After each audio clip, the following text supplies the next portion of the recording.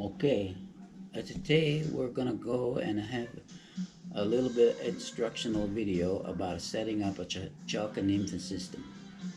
I said a chalk and not a check. Chalk. Chalk and nymphing system. Easy Pescatore coming to you with a new system for setting up your nymphing system. Okay? Alright. Now I'm gonna show you some tricks of the trade.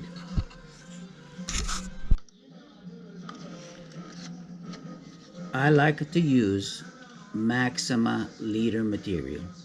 You can get it in a different weights and diameters. You can even get it in a fluorocarbon. Sometimes I will use a chameleon as a leader material. And the reason I like it to use the Maxima, it is the same diameter all the way through. It's not a tapered. So when you put a tapered leader on and you cut and you cut and you cut and you cut, when you change your fly, pretty soon you got no more tapered leader, right? So if you take a same diameter material for your leader and you put that on and put a tippet material at the end of that with a tippet ring or a surgeon's knife, whatever you like. If you do it that way, when you put on your indicators or your sighters, you can put them on and slide them up and down, up and down. Sometimes when you put on your indicator, depending on what kind of indicator you put on the tapered leader, what happens is it gets further down, and then you cast, and then all of a sudden your sighter or your indicator is in the wrong place because it slides it down. It's no longer tight because it's on the skinny part. Okay? Alright. So I use a Maxima, chameleon, or standard, whichever you like. And they now have a fluorocarbon I saw that I just ordered on Amazon, which would probably be a little better for the nymphing system because it'll cut down through the water quickly and it'll be stronger. So if you set up, like this one is on a chameleon, it's about 30 feet long, maybe 20, and it goes on the end of my fly line. And the reason I do it that way for this chalk and nymphing system, because like the Euro nymph, your fly line is on the reel, you're using the weight of the fly to flip your line, to get your cast, your roll cast, and your flip casts out there. You can even do a back cast with it, and it will effectively get way out. I've done it. It works very well. But what I use on my long leader lines is I'll use either chameleon and I'll use about a 15-pound test. And the reason I use a bigger test like that, it's just so that I can manipulate my line since I'm not using the advantage of the fly line to cast, okay? Okay. So, for the purpose of this demonstration, I'm using just a cheaper line, a 6-pound test of monofilament, just for demonstration purposes. So, typically we set up our leader like this. Now you can do one of the two things. You can put a tippet ring on the bottom, or you can put a little micro swivel. So if you decided to use a micro swivel, it gives you a little bit of an advantage. When I set up this system, I'm going to show you a heavy fly so you can get down deep in the water, down deep. I don't use any weights. I just use a heavy fly. But what you can do with the swivel is you could take this swivel and you could take a little bit of mud with you, and you could put a little bit of mud on that swivel, and it will stick to the swivel, and it will give you an extra weight, and it doesn't pinch your line. It's much better. You can just clean it off. You can use it as a weight to get down further, whatever you like. Okay? Okay.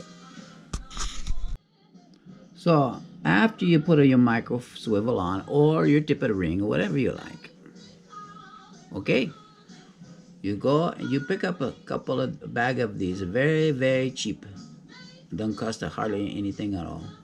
Any fish in a store. I think I got this at a Sportsman's Warehouse. And this is called a bobber stopper. That's right, it's called a bobber stopper. But one good thing about the bobber stopper is when you put it on your line, you put it on your line, and then you pull, take it off of the black tube, take off, and then you tighten the line, it up, and what you have is you got a cider, a little cider like this, see? And the nice thing about this cider is that you can move it up or move it down depending on your depth, okay? So if you decide that your run is too deep, you slide it up, and you can always watch the cider, okay? Okay.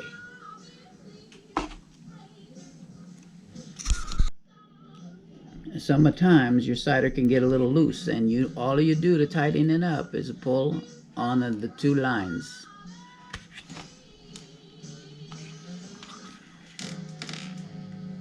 Tighten up, and it will tighten on the line. Okay? What I do is I cut off the excess, and I burn in the ends, so all of that sticks out. I put a little magic marker on there just to change the color.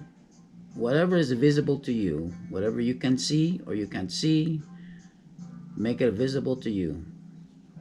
And this will stay on the whole season. And they're very, very cheap.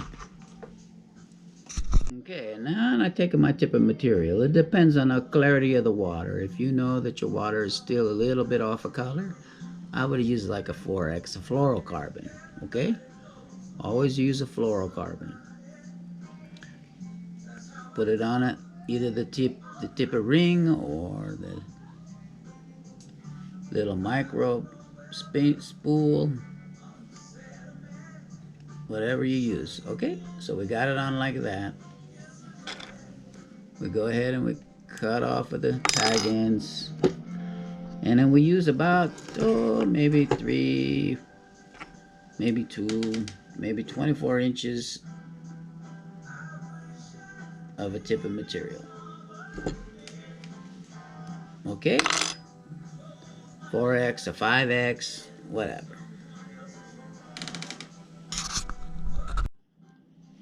So then what you do is you take your heavy jig fly. I made a little stone fly out of a weighted jig hook. You use a heavy jig fly. Any of your nymphing, European nymphing flies that are heavy, got a nice weight to them, you put that on.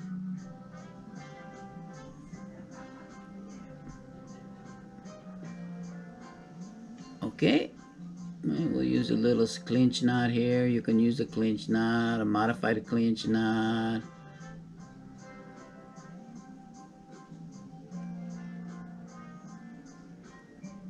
There we go.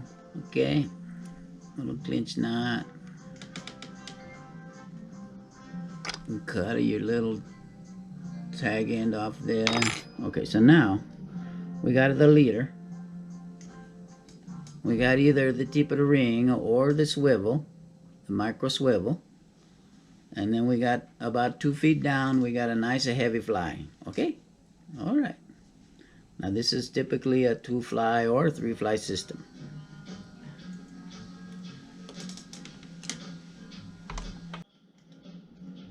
Okay. So if you decide that you want to use a 3-fly system, you got your tip of the ring here, or your micro swivel. What you're gonna do is, you see that? I put another off of the micro swivel or off of the tip of the ring, and you could put your emerger on there. Cut it wherever you like. I typically use about a 6X off of there. It pulls off to the side so it doesn't wrap around as much. Okay? Alright. So now this is a through fly system. I would have put a maybe RS2 or something like that, a merging fly on the top of the piece. I cut it about 8 inches maybe. Keep it from tangling up. And eventually as I cut or change a fly, I cut it off, put another one on. I don't have to change my lower flies. Okay? So now for my trailer fly, the fly that's gonna trail along the back, a nice small, maybe an egg, or maybe a zebra midge of some sort, like a black beauty. You know, the trout love those, the black beauty flies. They eat them up big time. You can use a nice size 24 or 26. You know they're water. Okay, so what I'm gonna do is I'm gonna add my trailer fly onto this line. So now I got a 5X, right? With a heavy nymph fly. Okay? This is gonna be my point fly. And the reason it's gonna be my point fly is it's gonna take everything down fast. Ooh, rapid. So it goes down very fast. And then this fly is going to come along behind and just kind of move along in the water right up behind. It's easy to control. Okay? Okay. And what I'm going to use is a very specific knot. It's a very nice, easy knot to use. It's called a uni knot. Okay? So I make a loop. Put it around my little finger like that. Give myself plenty of tag end, maybe 3 or 4 inches.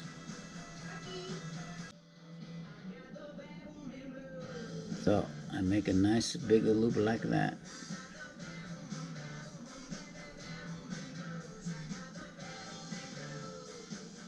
Not the loop, see? And I overlap this over the top.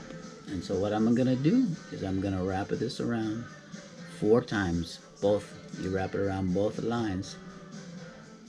2, 3, and 4. Okay, 4 times. All right. Make it nice and wet. And you see you got a little figure 8 there. Okay, you pull it up and not too tight, okay? So then, this is the important part of why you got to use this knot. So, you put it over the line like this, see? And you pull and pull and pull and pull and pull and pull and pull until it's just like it there. But it's still a little loose. You come on it down to the knot and then you make it tight. Pull it tight. That's okay, you can pull it tight. Okay? And then you cut off a tag end. Okay? So now we have in the top emerger, we got the point fly that takes the fly way down and way down and way down. And then we got the trail fly that sits off to the back. As it drifts, it just drifts along behind. So your point fly is a nice attractor fly, some sort of a big, heavy jig fly, preferably. If you don't have a jig fly, put a stone fly on, something with the 2 beads or something like that, nice and heavy. Okay? And then this travels along, this little egg, or maybe it's a little midge that floats right along behind on a 6X. So you decide that you want to change the things up. And you decide you want to change this fly, you just change this fly. Okay? But if you want to change the fly in the middle, what do? Well, what you do is you slide that up like this.